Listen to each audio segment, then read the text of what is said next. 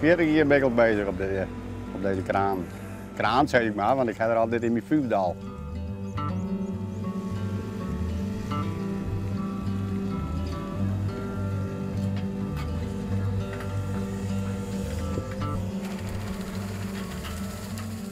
Ja, dat is geweldig.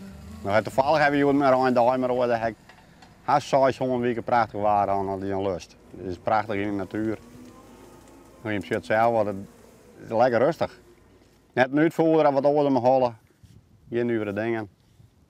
Ja, ik vind het fantastisch.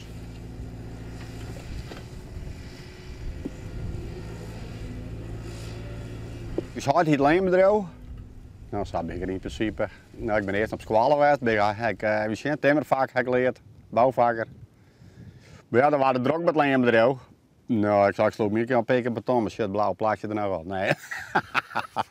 Maar nou ja, toen was het druk en toen ben ik op het trekker gestapt. En later ben ik gewoon op de kraan komen, zeg maar.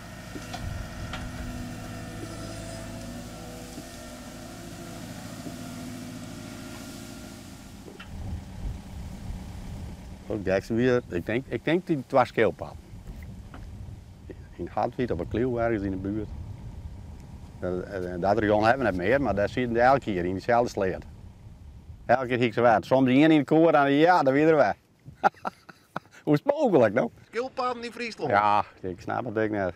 Ze hebben wel zuurste fles op haar eigen, ik weet net wat dat ding. Ja, nou, het weer bekend, hè.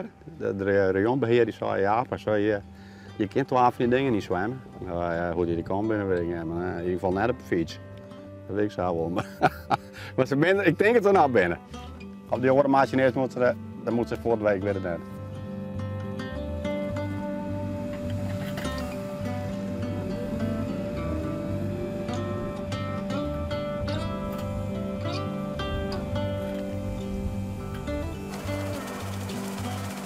Ik vind het gewoon geweldig. Ja, het is rust. Het is altijd, ja, ik weet het beter. Elke keer er maar weg voor. Nou, het kleren en door hebben we het alles.